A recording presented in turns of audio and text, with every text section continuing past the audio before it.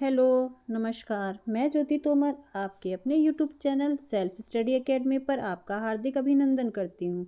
तो चलिए हम शुरू करते हैं आज अपनी होम साइंस की क्लास।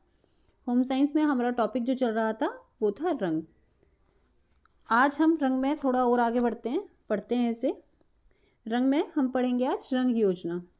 रंग योजना में रंग योजना को दो भागों में बांटा गया है, यानी कलर को दो प्रकार से बांटा गया है। कौन कौन से? अनुरूप रंग योजना यानी सिंपल कलर स्कीम, और दूसरा है हमारा विपरीत रंग योजना यानी कंट्रास्ट कलर स्कीम। हमारा अनुरूप रंग योजना में एक पहला आएगा एक रंगी योजना यानी मोनोक्रोमेटिक कलर स्कीम। दूसरा आएगा समीपवर्ती रंग योजना यानी एनालॉगस कलर स्कीम। तो चलिए समझते हैं इसे दोनों को एक एक करके। पहले हम अनुरूप रंग योजना में एक रंगीय योजना समझते हैं। एक रंगीय योजना है क्या? एक रंगीय योजना में सॉफ्ट टोन, वन ह्यू, वन हार्मोनी, एक ही ह्यू के टिंट, शेड एंड क्रोम का प्रयोग किया जाता है। अब इसमें बोला गया है, ये सब इसके नाम हैं। एक ही रंग ह्यू यानी टिंट, यानी हम ये तो जानते हैं एक ही रंग को हम क्या कहते हैं? ह्यू कहते हैं। अभी हमने पिछली क्लास में पढ़ा था ना, ह्यू और क्रोमा, ये सब पढ़े थे हमने अभी पीछे क्लास में। तो एक ही रंग यानी रंगों के नाम। ह्यू मतलब क्या होते हैं? रंगों के नाम। टिंट क्या हुआ? यानी टिंट में क्या होता है? टिंट में होता है हमारा जिसमें सफ़ेद रंग मिलाते हैं, यानी जो हल्कापन लिए रहते हैं उन्हें कहते हैं टिंट। टिंट किस में था? हमारा वैल्यू में आया था टिंट। हमने रंगों को तीन भागों में विभाजित किया था, ह्यू, वैल्यू और क्रोमा। ठीक है ना? तो इसमें ह्यू क्या थे? हमारे कलर थे यानी रंगों के नाम। वैल्यू क्या थी? रंगों का हल्का या गहरा होना। और क्रोमा क्या था? हमारी चमक, रंगों की चमक। तो इसमें बोला है एक ही रंग के। एक ही रंग से मतलब है ह्यू क्या हुआ? रंग हुआ। रंगों का कोई सा भी नाम हो सकता है, इसमें हरा, गुलाबी, पीला, कोई सा भी हो सकता है। टिंट क्या है? टिंट है सफ़ेद, यानी टिंट जो है हल्कापन है। और हल्कापन किससे कहते हैं? सफ़ेद कलर से। ऐसे ही इसमें शेड है। शेड यानी गहरापन। कोई भी कलर है उसमें अगर हम ब्लैक कलर मिला देते हैं तो वो क्या हो जाता है? वो गहरा होने लगता है, बहुत गहरा। इसमें है फिर क्रोमा, यानी हमने एक ही रंग लिया। क्रोमा में क्या होगा? चमक। हमने एक ही रंग लिया, माना कि हमने रेड कलर ले लिया, है ना? रेड कलर में टिंट यानी सफ़ेद, रेड कलर का सफ़ेद, फिर सफ़ेद में शेड यानी गहरा, लाल को जो है हमने गहरा कर दिया, मैरून कर दिया, और एंड क्रोमा यानी रंग में उसी कलर की चमक, रेड की ही चमक का प्रयोग किया जाता है। इसे कहते हैं एक रंगीय योजना। मैं आशा करती हूँ कि आपको एक रंगीय योजना अच्छे से समझ में आई होगी। तो चलिए फिर अब हम इसमें आते हैं समीपवर्ती रंग योजना। यह सदृश्य रंग योजना है। इसमें जो रंग पास हो उसे लिया जाता है। कैसे? इसे अच्छे से समझते हैं। मतलब कहने का ये है कि जो हमारा मुख्य रंग है, जैसे हमने मुख्य रंग लाल लिया, इसमें हमने मुख्य रंग कौन सा लिया? लाल लिया। इसके पढ़ने से ही, कुछ चीज़ों को हमें पढ़ने से ही समझ में आ जाता है।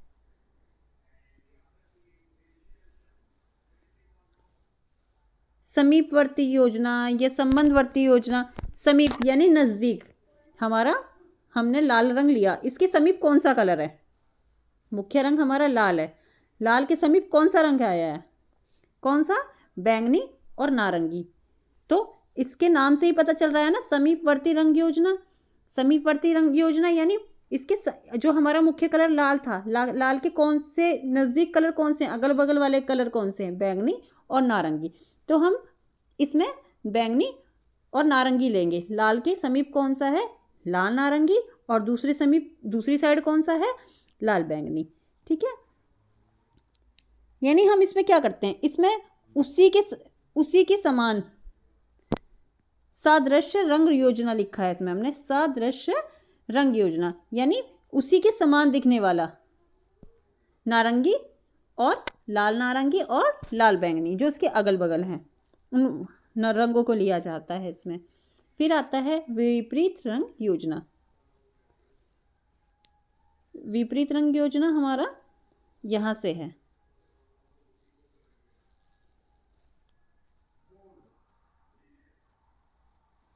विपरीत रंग योजना, इसमें सबसे पहले हम इसमें कौन कौन सी योजनाएं आती है विपरीत रंग योजना में? पूरक रंग योजना यानी कॉम्प्लीमेंट्री कलर स्कीम। फिर है दोहरी पूरक रंग योजना यानी डबल कॉम्प्लीमेंट्री कलर स्कीम। फिर है नेक्स्ट खंडित पूरक रंग योजना यानी स्प्लिट कॉम्प्लीमेंट्री कलर स्कीम। फिर है त्रिकोणीय रंग योजना यानी ट्रेड कॉम्प्लीमेंट्री कलर स्कीम। फिर है चौरंगी रंग योजना, ट्रेडेड कॉम्प्लीमेंट्री कलर स्कीम। तो चलिए इसे समझते हैं हम एक एक करके। पूरक रंग योजना में है क्या? पूरक रंग योजना, इसमें पूरक यानी जो इसके पूरक होंगे, यानी जो इसके आमने सामने कलर होंगे, बिल्कुल आमने सामने, जो इनके पूरक होंगे, एक दूसरे के पूरक कलर। लाल के सामने कौन सा कलर है आपको दिख रहा है? हरा। तो हमने क्या लिया? यहाँ हरा रंग लिया। लाल के सामने कौन सा है? हरा। ऐसे ही नारंगी के सामने कौन सा कलर मिल रहा है आपको? नीला। और बैंगनी के सामने कौन सा कलर मिल रहा है आपको? पीला। लाल के सामने हरा, बैंगनी के सामने पीला और नीले के सामने नारंगी। इसे कहते हैं हम पूरक कलर। इसमें आमने सामने के रंग लिए जाते हैं। फिर है दोहरी पूरक रंग योजना। दोहरी पूरक रंग योजना में क्या होगा? इसमें दो रंगों को एक साथ उठाते हैं। चलिए इसे भी अच्छे से समझते हैं, दो रंगों को कैसे एक साथ उठाते हैं।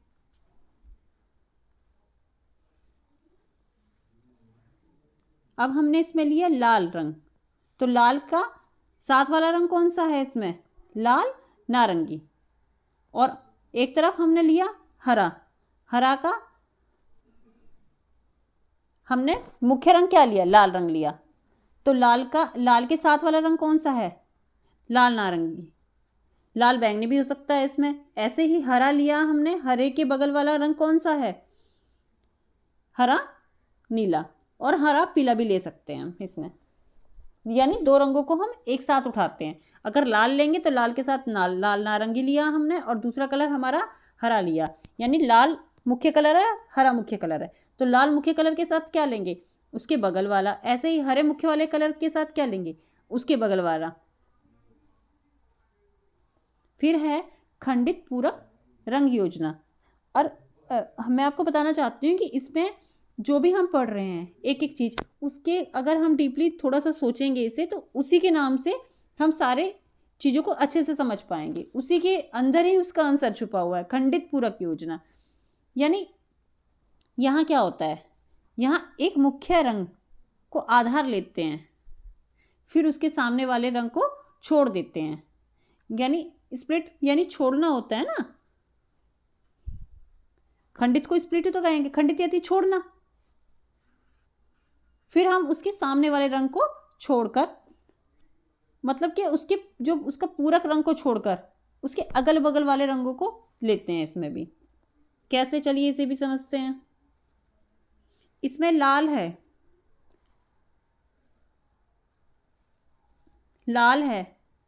लाल कलर हमने लिया। लाल कलर के सामने वाला कलर कौन सा है? हरा। और हरे के बगल वाला कौन सा है? पीला। यानी लाल के साथ हम कौन से लेंगे? पीला हरा रंग। और हमारे हरे के साथ कौन सा भी हो सकता है? नीला भी हो सकता है, हरा नीला भी हो सकता है। इसी तरह से हमने अगर पीला रंग लिया तो पीले के सामने कौन सा बैठेगा? हमारा बैंगनी। और बैंगनी के साथ कौन सा बैठेगा उसके बगल में? लाल। यानी हमने खंडित किया ना। चाहते तो अगर ये वैसे होता कि भाई पूरक कलर है तो हम इसके आमने सामने वाले लेते बिल्कुल। अब इसमें खंडित पूरक कलर, यानी एक को छोड़ना है हमें। जो हमारा मुख्य कलर है उसके बगल वाले को छोड़ के जो उसके सामने वाला है उसे तो हम लेते ही, तो उसके सामने वाले के बगल वाला लेंगे, ना कि जो हमारा मुख्य कलर है उसके बगल वाला। यानी स्प्लिट करते हैं, इसमें एक छोड़ते हैं, एक मुख्य रंग का जो आधार लेते हैं उसके सामने वाले रंग को छोड़कर, यानी इसके पूरक रंग को छोड़कर उसके अगल बगल वाले रंगों को हम लेते हैं। फिर आता है त्रिकोणीय रंग योजना। इसमें ऐसे रंगों का प्रयोग किया जाता है जो वर्ण चक्र के समान दूरी पर स्थित हो तथा त्रिभुज का निर्माण होता हो। त्रिकोण से समझ में आ रहा है ना आपको, त्रिभुज, त्रिकोण से त्रिभुज ही तो बना हमारा। तो चलिए इसे भी समझते हैं, यानी हम ऐसे रंगों को लेंगे जिसमें त्रिभुज बनता हो। तो इसमें तो बिल्कुल सीधी सी बात है, त्रिभुज कौन से रंग से बन रहा है, जो हमारा प्राइमरी था कलर उससे ही बन रहा है त्रिभुज। जैसे आप ग्रीन कलर देख सकते हैं, इसमें त्रिभुज ग्रीन वाले से बन रहा है ना, लाल नीला हरा। ऐसे ही दूसरे वाले से जो हम सेकेंडरी कलर लेते हैं उस वाले से भी बन रहा है हरा, बैंगनी, नारंगी। तो ये तो सिंपल सा था बिल्कुल, त्रिकोण रंग योजना। ये भी आशा करती हूँ आराम से समझ में आ गया होगा, कोई प्रॉब्लम नहीं है इसमें। चलिए फिर आते हैं इसमें, पांचवा है हमारा चौरंगी रंग योजना। इसमें क्या होता है, इसमें वर्ण चक्र के बराबर दूरी पर स्थित चार रंगों के संयोजन से चौरंगी रंग योजना का निर्माण होता है। यानी हमें क्या करना है, इसमें हमें चकोर बनाना है, बिल्कुल चकोर।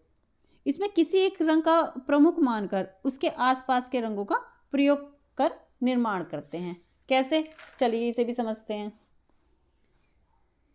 अब हमने त्रिभुज बनाया था, आप ध्यान से देख पा रहे हो, देखो ये हमारे प्राइमरी वो थे कलर, लाल हरा नीला, लाल नीला पीला प्राइमरी नंबर कलर थे ये। ऐसे ही हमारे सेकेंडरी कलर थे, कौन कौन से, हरा, बैंगनी और नारंगी। अब देखिए इसे ध्यान से देखेंगे, मैंने इस पर डार्क कलर किया हुआ है वैसे, और हमने चकोर बना हुआ है। हम कहीं से भी चकोर बना सकते हैं, इसे कहीं से भी कोई सा भी कलर ले सकते हैं। चाहे तो मैंने इसमें नीला मुख्य कलर लिया है, आप चाहे तो इसमें पीला मुख्य कलर भी ले सकते थे, आप चाहते तो इसमें बैंगनी भी कलर ले सकते थे, वो हमारी मर्जी थी। इसमें जो हमें मुख्य कलर लेना है वो लेंगे और उसके बाद चकोर बनाने से शुरू करेंगे और हमें क्या मिल जाएंगे, हमारे चौरंगी रंग योजना मिल जाएगी। फिर हमें कैसे, अब हमने नीला कलर को मेन माना, मुख्य कलर लिया हमने नीला, नीले से हम चले किधर की तरफ, ऐसे, तो हमें क्या मिला, बैंगनी, लाल। अब अगर ऊपर तक जाते तो हमें लाल मिल जाता, लेकिन हम तिकोने तक नहीं गए, हम वहीं रुक गए लाइन पे, जहाँ लाइन पे रुके हैं। तो उसके लाइन पे क्या कौन कौन से आ रहे कलर, लाल और बैंगनी। फिर इधर चले दूसरी साइड, नारंगी की साइड चले, हाँ, तो हमें कौन सा कलर मिला, नारंगी मिला। फिर हम नीचे आए, हमें कौन सा कलर मिला, फिर हमें कलर मिला पीला हरा। तो ये है हमारा चौरंगी रंग योजना। अब हम पढ़ेंगे गृह सज्जा रंग को प्रभावित करने वाले कारक। हमारी गृह सज्जा के रंग जो हैं उनके चयन को, गृह सज्जा रंग के चयन को प्रभावित करने वाले कारक, कि हमें कौन से रंग प्रभावित करते हैं, कौन से तत्व हैं ऐसे जो हमारी गृह सज्जा को रंग, जो गृह सज्जा है उसके रंग को चयन करेंगे तो कौन कौन सी चीज़ें हमें प्रभावित करेगी। पहला है इसमें प्रकाश। प्रकाश कैसे, मतलब कि प्रकाश नहीं होगा तो क्या होगा, कलर ही नहीं दिखाई देंगे। तो रंगों के लिए क्या ज़रूरी है, प्रकाश का होना। फिर है कमरे का आकार एवं स्थिति, यानी अगर कमरा छोटा है तो हमें क्या करने हैं, दीवारों पे लाइट कलर रखने हैं। लाइट कलर, हल्के कलर रखेंगे तो क्या होगा, कमरे थोड़े बड़े दिखाई देंगे, अच्छे लगेंगे देखने में भी। फिर है व्यक्तिगत रुचि। फिर है इसमें व्यक्तिगत रुचि में, यानी कुछ इंसानों की खुद की कलर की इच्छा होती है कि भले रूम छोटा है उस चीज़ से मतलब नहीं होना है, उनकी रुचि है, उन्हें कलर ब्राइट कलर अच्छे लगते हैं, जो चटकीले भड़कीले कलर होते हैं, गहरे कलर होते हैं, कुछ लोगों को ऐसे कलर अच्छे लगते हैं, तो वो उनकी व्यक्तिगत रुचि होती है। तो कलर इस चीज़ को भी प्रभावित करते हैं। फिर है गृह सज्जा में रंग इस चीज़ को भी प्रभावित करते हैं। फिर है जलवायु एवं मौसम। अच्छा, जलवायु मौसम ऐसे कि भाई पहाड़ों पर है, जैसे पहाड़ों पर जो घर होते हैं उनमें ज़्यादातर क्या होते हैं, बहुत डार्क कलर करवा के रखते हैं क्योंकि वहाँ जलवायु ठंडी रहती है। और यहाँ हमारे यहाँ क्या होता है, जो हम नीचे वाले क्षेत्रों में हैं उसमें क्या होता है, वहाँ गर्मी ज़्यादा होती है तो हम लोग क्या करते हैं, लाइट कलर कराते हैं। कुछ लोग ऐसा करते हैं कि भाई सर्दियों में गहरे गहरे कलर कराते हैं कमरे में, गर्मियों में हल्के कलर करा लेते हैं। फिर आता है हमारा सुसज्जा में उपलब्ध साधन। सुसज्जा में उपलब्ध साधन से कहने का तात्पर्य हमारा यह है कि साधन होगा तभी तो हम कलर करवा पाएंगे। हमारे पास अगर दीवार है तभी तो हम इस दीवार को रंग पाएंगे। हमारे पास पैसे हैं जभी तो हम इस पे कलर करा पाएंगे। तो सुसज्जा में उपलब्ध साधन, ये साधन ही तो, भाई पैसा क्या है, साधन ही तो है किसी भी काम को करने का। या कारीगर हैं, क्या है वो भी, हाँ वो भी साधन है भाई। जो पेंट करने वाला है, पेंट करने वाला नहीं मिलेगा तो फिर हमें चीज़ें कहाँ से, फिर वो रंग कैसे हो पाएगा। फिर है कमरे का उपयोग। कमरे का उपयोग कैसे, यानी रूम कैसा है। भाई ड्राइंग रूम है तो उसमें थोड़े से क्या होंगे, कलर चटकीले होंगे। स्टडी रूम है तो उसमें कलर थोड़े से लाइट से होंगे। यानी शांति वाले बेडरूम है तो उसमें कैसे होंगे, क्रोमा कलर टाइप होंगे, चमकीले टाइप के कलर होंगे अगर बेडरूम होगा तो कहने से मतलब कमरे का उपयोग से मतलब यह है। फिर है फैशन। फैशन में क्या है भाई, पहले फैशन क्या था कि चारों दीवार एक जैसी होती थी। फिर उसके बाद फैशन क्या आया कि दो दीवारें जो आमने सामने वाली दीवारें हैं वो एक कलर की होंगी। फिर अब क्या फैशन चल रहा है, अब चल रहा है कि एक कमरा है, एक कमरे की 4 दीवार हैं तो चारों दीवारें अलग अलग कलर से होंगी। तो इसे ये हो गया हमारा फैशन। फिर है शैली। शैली भाई कोई वेस्टर्न शैली का प्रयोग करता है, कोई अपनी ही शैली का प्रयोग करता है अपने घर में रंग करने के लिए। फिर अब हमारा टॉपिक है, हमारा रंग जो है आज यहाँ समाप्त हुआ। अब जो हमारा टॉपिक चल रहा है अब वो चलेगा लाइट अरेंजमेंट। तो चलिए इसे समझते हैं। छोटा सा ही टॉपिक है, कुछ ज़्यादा खास नहीं है इसमें, बहुत इजीली हम इसको समझ लेंगे। क्या है इसमें, इसमें है हमारे जो लाइट है, लाइट अरेंजमेंट है उसके प्रभाव। सबसे पहले लाइट अरेंजमेंट के प्रभाव, आँखों को सुरक्षा देने में। लाइट क्या है, लाइट हमारे आँखों को सुरक्षा देने में सहायक होता है। भाई लाइट होगी किसी चीज़ को तभी तो हम साफ तरीके से देख पाएंगे ना, हमारी आँखों के लिए अच्छा होगा। फिर है स्पष्ट रूप से देखने के लिए, यानी कोई भी चीज़ सफाई अच्छी तरह से, कोई सामने से आदमी आ रहा है अगर अंधेरा होगा तो हमें नहीं दिखाई देगा, अगर उसके मुंह पे रोशनी पड़ेगी तो क्या होगा, स्पष्ट रूप से दिखाई देगा हमें। ऐसे ही अवलोकन करने के लिए, किसी को ऑब्जर्व करने के लिए कि कौन क्या कर रहा है, जैसे हम दूर से देख लेते हैं, खिड़की में से देख रहे हैं कि बाहर देखें गली में कौन घूम रहा है, तो ये क्या हो गया, अवलोकन के लिए। फिर है शारीरिक एवं मानसिक स्वास्थ्य के लिए। शारीरिक मानसिक स्वास्थ्य के लिए कैसे भाई, जैसे हमें थेरेपी वगैरह कराने के लिए जाना होगा है, या मसाज कराने के लिए जाना होता है, जिससे मशीन से होती है जो मसाज, तो उसके लिए क्या करना होगा, उसके लिए किस लाइट की तो ज़रूरत है ना। तो ये चीज़ें प्रभावित करती हैं। फिर है प्रकाश के स्रोत। प्रकाश के कौन कौन से स्रोत हैं, प्राकृतिक स्रोत और कृत्रिम स्रोत। इसमें प्रकाश के पहला जो स्रोत है वो प्राकृतिक स्रोत है। तो इसमें क्या होगा, चंद्रमा, सूरज, तारे, ये बिल्कुल कॉमन सी बातें आप और हम सभी जानते हैं कि प्राकृतिक स्रोत में यही आएंगे। भाई चंद्रमा से भी तो कई, जैसे चंद्रमा जब पूरी रोशनी फैला देता है अंधेरे में तो वो भी तो एक प्रकाश का स्रोत हुआ ना। और सूरज तो सभी जानते हैं, और तारे भी, जब तारे बहुत सारे तारे निकले रहते हैं, चमकीले तारे निकले रहते हैं, उससे भी रोशनी पर प्रभाव पड़ता है। फिर आते हैं कृत्रिम। कृत्रिम में जो इंसान के यानी जो बनाए हुए खुद के हैं, मानव निर्मित हैं जो, कौन कौन से, जैसे लालटेन, मोमबत्ती, दीपक, पेट्रोमैक्स। पेट्रोमैक्स क्या है, ये केरोसिन तेल से जलता है, इसे कहते हैं पेट्रोमैक्स। रोड और बल्ब। कृत्रिम बहुत सारे साधन हैं वैसे। फिर है प्राकृतिक प्रकाश प्राप्त करने के तरीके। प्राकृतिक प्रकाश कैसे हम प्राप्त करेंगे इसे समझते हैं। हल्के व प्रकाश फैलाने वाले रंगों का प्रयोग करके, यानी कमरे में हमने हल्के रंग कराए तो उससे क्या होगा, प्राकृतिक रोशनी और बढ़ेगी। जैसे किसी कमरे में वाइट कलर करा दिया तो उसमें क्या है, थोड़ी सी भी रोशनी बाहर से आएगी तो वो क्या लगेगी, ज़्यादा रोशनी लगेगी। इसे कहेंगे प्राकृतिक प्रकाश प्राप्त करने का पहला तरीका। फिर है दूसरा इसमें दरवाजे, खिड़की और रोशनदान। दरवाजे, खिड़की और रोशनदान अधिक होंगे तो क्या होगा, रोशनी भी तो अधिक होगी, है ना। तो इससे प्राकृतिक प्रकाश भी अधिक आएगा। फिर धरातल को चिकना करना। अब धरातल को अगर चिकना होगा हमारा धरातल, तो दीवार हो चाहे जमीन हो, चिकनी होगी तो प्रकाश का परावर्तन कैसा होगा? उस पर प्रकाश का परावर्तन पड़ेगा, अधिक होगा। फिर है कमरे के सामान को कम करके। कोई भी कमरा है, अगर उसमें सामान ज़्यादा होगा तो क्या होगा? वो खिचपिच सी लगेगी उस पर, और उसमें रोशनी भी कम लगेगी। और उसी कमरे को हम थोड़ा सा खाली कर दे तो क्या है, जो रोशनी है वो ज़्यादा लगेगी। फिर है पर्दे लगाकर। अब आप सोच रहे होंगे पर्दे लगाकर कैसे?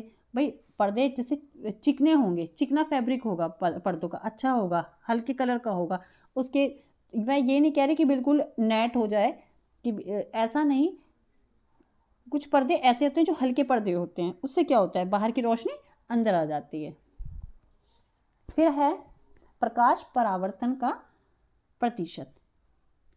क्या किस किस चीज पे? अब जैसे छत है, छत पे प्रकाश परावर्तन का जो है प्रतिशत कितना होगा? छत पे होगा हमारा 65 से 80%, और दीवार पर 35 से 55%, और फर्श पर 10 से 20%। इसे एक बार फिर रिपीट करते हैं, ये हमें याद हो जाएगा ऐसे ही। छत पे प्रकाश का परावर्तन कितने प्रतिशत होगा? 65 से 80%, 35 से दीवार पर 35 से 55%, और फर्श पर 10 से 20%। फिर है रंग परावर्तन। रंगों का परावर्तन कितने प्रतिशत है? गहरे रंग का, गहरा हरा रंग होगा तो 7% होगा, गहरा लाल रंग होगा तो 13%, गहरा भूरा का रंग होगा तो 30%, हल्का नीला रंग होगा तो 55%, ऐसे ही हल्का पीला रंग होगा तो 75%। और सफ़ेद कलर कितने कितने प्रतिशत परावर्तन होता है? 85%। सबसे मोस्ट इम्पोर्टेंट है हमारा सफ़ेद। सफ़ेद कितना होता है? 85%। फिर है कमरे में प्रकाश घटाने के उपाय। कैसे कमरे में कैसे प्रकाश को घटाया जा सकता है? जैसे मोटे पर्दे लगा दिए, उससे क्या होगी? रोशनी अधिक नहीं आएगी। ज़्यादा रोशनी, अगर हम पर्दे गहरे गहरे रंग के कलर के पर्दे हैं हमारे पास, हैं ब्लैक कलर के हैं, मोटे पर्दे हैं, तो क्या होगा? बाहर की रोशनी अंदर नहीं आएगी। फिर ऐसे ही गहरे रंगों का उपयोग करके, वही जैसे गहरे रंग का उपयोग करेंगे तो कमरा है उसमें गहरे गहरे कलर करेंगे, छोटा सा कमरा है गहरे कलर कर देंगे तो क्या होगा? रोशनी अपने आप ऑटोमेटिक ही कम लगेगी उसमें। फिर है कमरे के खिड़की दरवाजे बंद करके। कमरे के खिड़की दरवाजे बंद कर देंगे तो प्राकृतिक प्रकाश वैसे ही नहीं आएगा। फिर है बिजली यानी लाइट। लाइट जो है हमारी, बिजली 2 प्रकार की होती है। एक तो हम चलाते हैं बल्ब ताप दीप्ति, और दूसरा है ट्यूब लाइट यानी दीप्ति।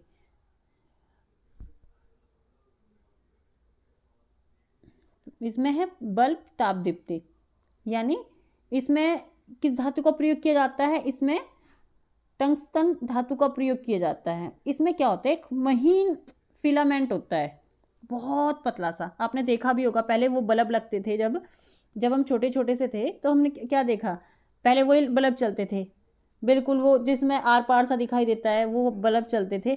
तो उसमें नीचे एक फिलामेंट लगे होते थे, वो बारीक बारीक बारीक बारीक से तार, जब वो थोड़े से भी एक तार भी इसका हिलसा जाता था तो वो बल्ब खराब हो जाते थे, और उसे बड़े ध्यान से देखते थे कि इसमें क्या है। तो वही है, इसमें जो तार जा रहा है ना, महीन तार, उसे कहते हैं फिलामेंट। तो ये टंगस्टन धातु का बना होता है और इसमें महीन फिलामेंट होता है। और 100 वाट का बल्ब हम पढ़ने लिखने के लिए इस्तेमाल करते हैं, और 200 वाट का बल्ब हम सिलाई बुनाई के लिए आवश्यक होता है। फिर आते हैं हमारे बल्ब के प्रकार। फिर है इसमें पहला है हमारा मोती बल्ब। मोती बल्ब कैसा होता है? बिल्कुल हल्का हल्का जलता है, मोती की तरह ही, जिसे हम नाइट बल्ब भी बोल देते हैं उसे, वो है हमारा मोती बल्ब। फिर है हमारा इसमें सफ़ेद बल्ब। सफ़ेद बल्ब जो रोशनी जो आजकल आपके घरों में, हमारे घरों में चल रही है, वो क्या है? सफ़ेद बल्ब। फिर है गुलाबीपन के लिए बल्ब, जो हल्के हल्के गुलाबी होते हैं, जिसमें हल्की हल्की गुलाबी लाइट आती है, वो है गुलाबीपन लिए बल्ब। फिर है सोडियम वाष्प बल्ब। इसमें क्या होगा, इसमें नियॉन गैस भरी होती है। जो सोडियम वाष्प बल्ब है इसमें कौन सी गैस भरी होती है, नियॉन गैस भरी होती है। ये पहले लाल और फिर सफ़ेद जलता है। फिर है मरकरी बल्ब। मरकरी बल्ब इसमें क्या होता है, मरकरी बल्ब में वाष्प भरा होता है। और ये कहाँ लगाए जाते हैं, ये मैदान वगैरह में लगाए जाते हैं। मरकरी बल्ब जो होते हैं हमारे, आपने देखा भी होगा पार्क वगैरह में मरकरी लाइट लगी रहती है, स्ट्रीट पे भी मरकरी लाइट लगी रहती है। फिर आता है ट्यूबलाइट और प्रतिदीप्ति। यह कांच की एक लंबी नली होती है। आपको शायद याद भी होगा, हम लोगों के बचपन में बहुत चलती थी ट्यूबलाइट्स, लंबी लंबी होती थी ऐसे, और एक नली होती थी सफ़ेद कलर की, बिल्कुल सफ़ेद कलर की नली होती थी।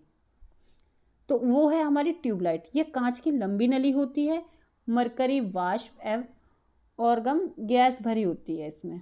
ये विद्युत धारा के प्रवाह को नियंत्रित करती है और ये सफ़ेद कलर की होती है। इसमें क्या, इसमें स्टार्टर एवं चौक लगे होते हैं। ये बहुत अधिक रोशनी देती है और एकदम किस कलर की होती है, सफ़ेद कलर की होती है। फिर पढ़ेंगे हम इसमें विभिन्न प्रकार के प्रकाश व्यवस्था। विभिन्न प्रकार की प्रकाश व्यवस्था, पहली है हमारी प्रत्यक्ष और अप्रत्यक्ष, दूसरी है विशिष्ट केंद्रित प्रकाश व्यवस्था, तीसरी है शेड लाइट। अब हम इसे एक एक करके इन सातों पॉइंटों को समझते चलते हैं। पहला है इसमें प्रत्यक्ष एवं अप्रत्यक्ष। प्रत्यक्ष एवं अप्रत्यक्ष कैसे, इसे बहुत ध्यान से समझेंगे हम लोग।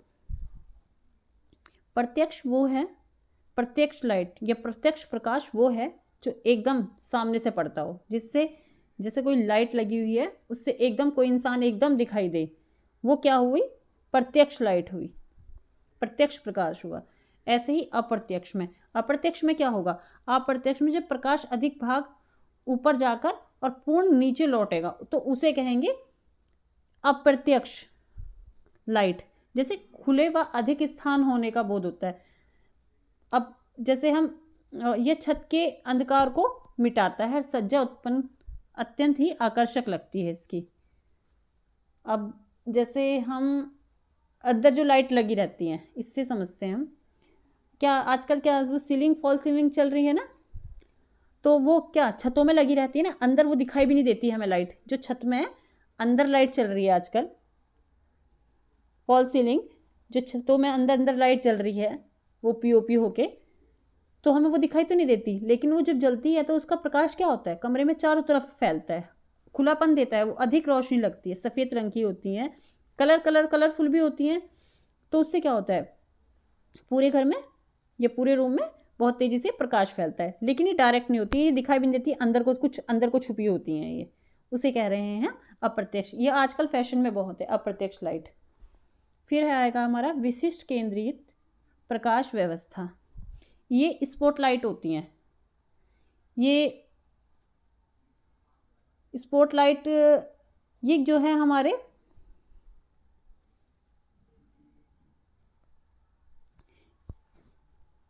स्पॉटलाइट अभी से थोड़ी देर में समझते हैं। अच्छा, ये क्या होगा इसमें स्पॉटलाइट में, जैसे हम लाइब्रेरी जाते हैं, आप भी जाते होंगे लाइब्रेरी, देखी भी होगी आपने लाइब्रेरी। जब हम लाइब्रेरी जाते हैं तो उसमें क्या होता है, हमारी जो सीट है वहाँ रोशनी डलती है सिर्फ, बाकी सीट पे, सबकी सीट पे अलग अलग रोशनी होती है, हैं। जहाँ हम बैठे हैं हमारी सीट पे अलग होगी, हमारा बराबर वाला जहाँ बैठा है जिस सीट पे उसकी लाइट अलग है, तीसरे की लाइट, चौथे की लाइट, सबकी लाइट अलग अलग है। चाहे तो हम उसे बंद कर सकते हैं, चाहे तो हम उसे खोल सकते हैं, वो हमारी मर्जी है। तो ये क्या हुआ, ये हुई विशिष्ट केंद्रित प्रकाश व्यवस्था।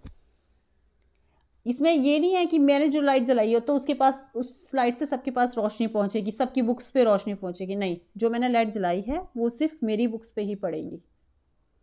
दूसरे लोगों को वो हल्की हल्की रोशनी दिखाई तो देगी, लेकिन वो उस रोशनी में कुछ पढ़ नहीं पाएंगे। ये हुई विशिष्ट केंद्रित प्रकाश व्यवस्था। फिर आता है इसमें शेड लाइटिंग में क्या होगा, शेड लाइटिंग में जैसे आपने सब्जी वगैरह वाले देखे होंगे, है ना, जो उनके पास लाइट लगी रहती है ऐसा मुंह सा बनाए हुए, वो होगी हमारी क्या है, शेड लाइटिंग। जो सब्जी वगैरह, जैसे रेड़े रिक्शे पे आपने देखा होगा, जब सब्जी लाते हैं या हम जैसे सब्जी मार्केट जाते हैं शाम के टाइम, तो वहाँ शेड लाइटिंग होती है, उसे शेड लाइटिंग कहते हैं। जो वो रोशनी जो लाइट वो लगा के रखते हैं। फिर है ट्रैक लाइटिंग। ट्रैक लाइटिंग कैसे, जैसे हमने लड़ी, जो मैंने आपको दिखा रखा है, ये लड़ी ही है एक तरह से बनाई है। या जैसे शादी फंक्शन में क्या होता है, एक डंडा लगा होता है, उसमें ये एक तार बंधा होता है, उसमें बहुत सारी कलरफुल लाइट लगी होती हैं। कलरफुल हो चाहे एक ही कलर की हो, इससे कोई फ़र्क नहीं पड़ता। तो ये जो लाइटें हैं, कभी बंद होती हैं, कभी जलती हैं।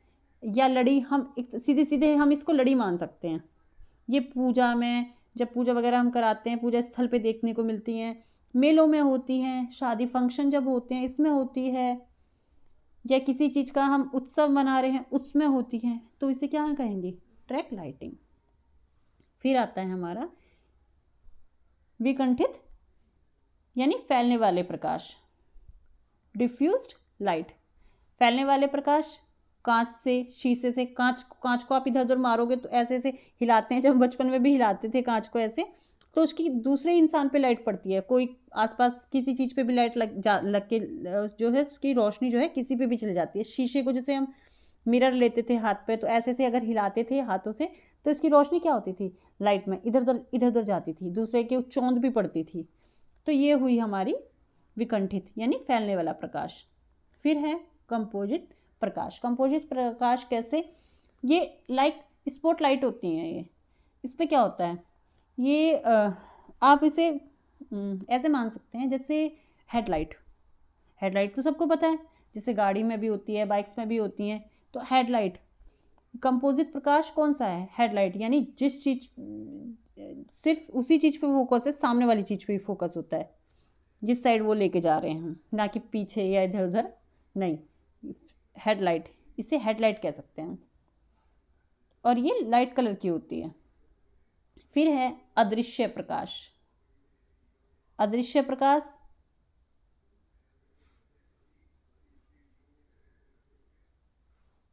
जैसे कि मैंने अभी आपको फॉल्स सीलिंग का भी उदाहरण दिया था, वो दिखती नहीं है लेकिन होती है।